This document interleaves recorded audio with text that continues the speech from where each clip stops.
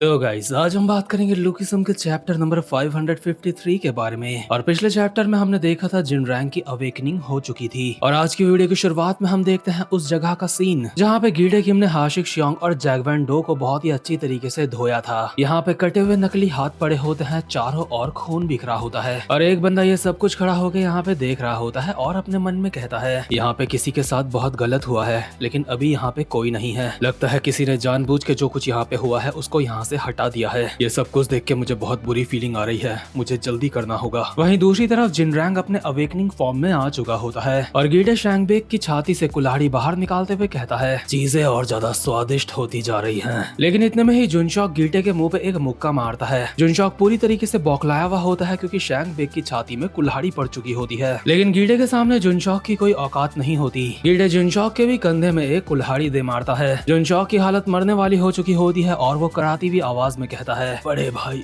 जिनरैंग। इसी के साथ जिनरैंग उछल के आता है और एक खतरनाक सा मुक्का मारता है गीडे के ऊपर। हालांकि गीडे ने अपने दोनों हाथों से इस मुक्के को ब्लॉक कर लिया होता है, उसके बावजूद भी जिनरैंग का मुक्का काफी ज्यादा ताकतवर होता है और इसी ताकत की वजह से उसको ब्लॉक करने के बावजूद भी गीडे पीछे की तरफ जाता है। लेकिन जिनरैंग ने उसका पीछा अब तक छोड़ा नहीं होता, वो भी भागता हुआ गीडे की तरफ जाता है और गीडे ये देख के हैरान हो जाता है कि उसे जिनरैंग के रूप में गैब्रियोंग किम दिखाई दे रहे हैं। इसी के साथ गीडे के फेस में एक खतरनाक सा मुक्का पड़ता है और जिनरैंग जो अभी अपने पूरे बीस्ट मोड में आ चुका होता है उसे याद आ रही होती है गैब्रियोंग किम की बात, जहाँ पे गैब्रियोंग ने उसको कहा था किसी की रक्षा करने के लिए तुम उस ताकत का इस्तेमाल कर सकते हो, लेकिन मैं उम्मीद करता हूँ तुम उस ताकत में कभी भी महारत हासिल ना कर पाओ क्योंकि ये ताकत दुख भरी है। लेकिन प्रेजेंट मोमेंट में तो इस दुख भरी ताकत से जिनरैंग ने गीडे को काफी अच्छे से पेल रखा होता है। शैंगबेक और जुनशॉक की वजह से उसके अंदर एक अलग ही लेवल की ताकत आ रही होती है। लेकिन गैब्रियोंग ने उसको बताया था इस ताकत को इस्तेमाल करने के लिए तुम्हें खुद को पूरा जलाना होगा,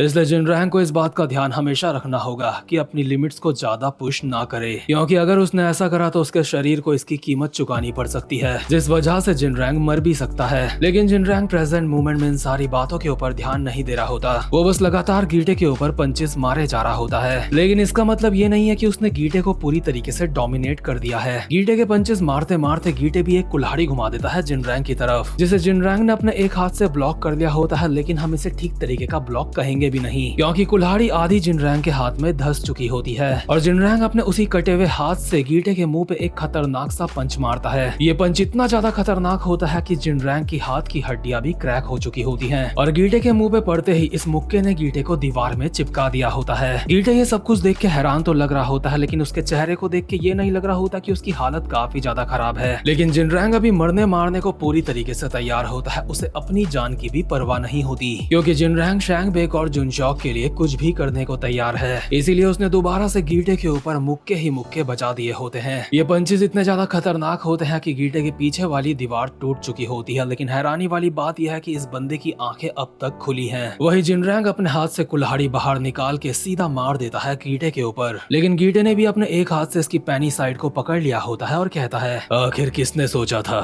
तू इतना ज्यादा ताकतवर होगा, मुझे अपने गार्ड को डाउन नहीं करना चाहिए था, लेकिन मैंने फिर भी सोचा नहीं था तू मुझे इतनी अच्छी टक्कर दे देगा। तुझे देख के मुझे मैक्सिको की याद आ गई, मैं वहाँ पे रहा था, चाहे जीने के लिए कुछ भी करना पड़े। इसी के साथ गीटे जिनरैंग के पेट में अपना घुटना दे मारता है। इसके बाद जिनरैंग का एक हाथ उसकी कमर के पीछे रख के उसको जमीन में लेटा देता है और उसके बस कुल्हाड़ी मारने ही वाला होता है और कहता है तिजुआना में मौत हर दिन का खेल हुआ करता था, वहाँ पे किसी की मौत मजाक बन के रह गई थी, लेकिन फिर भी कोई भी वहाँ पे मजे के लिए किसी की जान नहीं लेता था। वहाँ पे एक इंसान दूसरे इंसान को सिर्फ एक वजह से मारता था और वो वजह है डर, ताकि दूसरे इंसान के अंदर डर पैदा हो सके, ताकि बाकी लोगों के अंदर की हिम्मत टूट जाए और वो दूसरे इंसान की गैंग की तरफ आंख उठा के ना देखें। लेकिन क्या तू मेरे बारे में जानता है? इतने में ही यहीं बगल में जो डैनियल पड़ा होता है उसकी भी आंखें खुल चुकी होती हैं। भाई साहब मस्त अपनी नींद पूरी करके आंखें खोलते हैं और अपने मन में कहते हैं ठीक है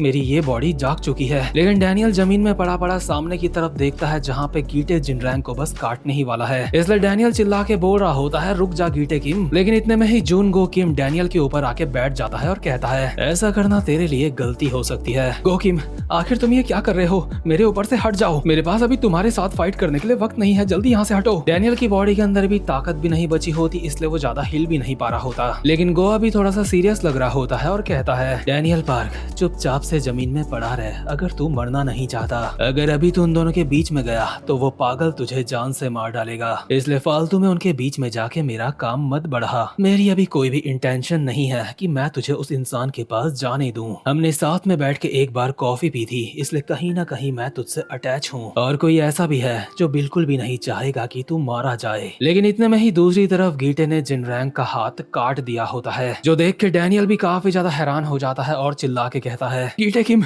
तू साले पागल, आखिर तूने ये क्या कर दिया? वो उसने वो सच में काट दिया। सच में मुझे इस बंदे से नफरत है, लेकिन ये कसाई अब भी रुकने वाला नहीं है। जिनरैंग का हाथ काटने के बाद कहता है, किंग ऑफ बुशान, सब ठीक है, सब ठीक है, क्योंकि अगला मैं तेरा सर काटने वाला हूँ। डैनियल अभी बहुत ज्यादा हिलने की कोशिश कर रहा होता है, लेकिन उसका हिलने का कुछ फायदा नहीं हो रहा होता, और ना ही गीटे किम को उसकी बात का कोई असर पड़ रहा होता है। इसलिए डैनियल बस अपने मन में प्रे कर रहा होता है कि प्लीज यहाँ पे कोई तो मदद करने के लिए आ जाओ। और इतने में ही जिस बंदे को हमने चैप्टर की शुरुआत में देखा था वो यहाँ पे पहुंच जाता है और कहता है, चलो देखते हैं। यहाँ की सिचुएशन को देख के ऐसा लगता है मैं बिल्कुल सही जगह पे पहुंचा हूँ। सच में बुशान एक काफी ज्यादा बड़ी जगह है, इसलिए तुम्हें ढूंढने में मुझे काफी ज्यादा वक्त लगा। गीटे इस बंदे को देख के कहता है, क्या अब तू कौन है? सामने वाला बंदा एक स्माइल के साथ कहता है, क्या मैं कौन हूँ? कम ऑन, ऐसा रिएक्ट मत करो जैसे तुम मुझे जानते नहीं हो। सच में तुम्हारा ये रिएक्शन देख के मुझे काफी ज्यादा बुरा लग रहा है। मतलब तुम्हारा छोटा भाई यहाँ पे तुमसे मिलने के लिए आ रखा है। बड़े भाई, क्या तुम मुझसे बात करते हुए भी उस कुल्हाड़ी को अपने हाथ में ही पकड़ के रखोगे? गीटे ने जेक को पहचान लिया होता है और जेक अपने मन में कहता है, यहाँ पे चीजें सच में काफी ज्यादा बुरी लग रही है, इसलिए सबसे पहले हमें यहाँ पे किसी की जान बचानी होगी। और इसी के साथ ये वाला चैप्टर यहीं पे खत्म होता है। तो देखो यार, ये वाला चैप्टर काफी ज्यादा छोटा है, ये बात मुझे भी अच्छी तरीके से पता है, लेकिन ये चैप्टर छोटा होने के बावजूद भी काफी ज्यादा मजेदार था, काफी ज्यादा ब्रूटल था। और इस छोटे चैप्टर से मेरे दिमाग में कुछ ऐसी बातें आई हैं जो मैं आपके साथ बात करना चाहता हूँ। इसीलिए लुकिज्म की एक theory video sky of light वाले चैनल पे भी आने वाली है, जो मेनली इस वाले चैप्टर के ऊपर बेस्ड होगी। इस वाली वीडियो में तो मैंने सिर्फ चैप्टर को एक्सप्लेन करा है, और उम्मीद करता हूँ कि आपको एक्सप्लेनेशन पसंद आई होगी, क्योंकि जैसी एक्सप्लेनेशन आपको मेरे चैनल पे मिलेगी ऐसी आपको और कहीं नहीं मिलेगी। इसलिए वीडियो को लाइक और चैनल को सब्सक्राइब करना बिल्कुल भी मत भूलना।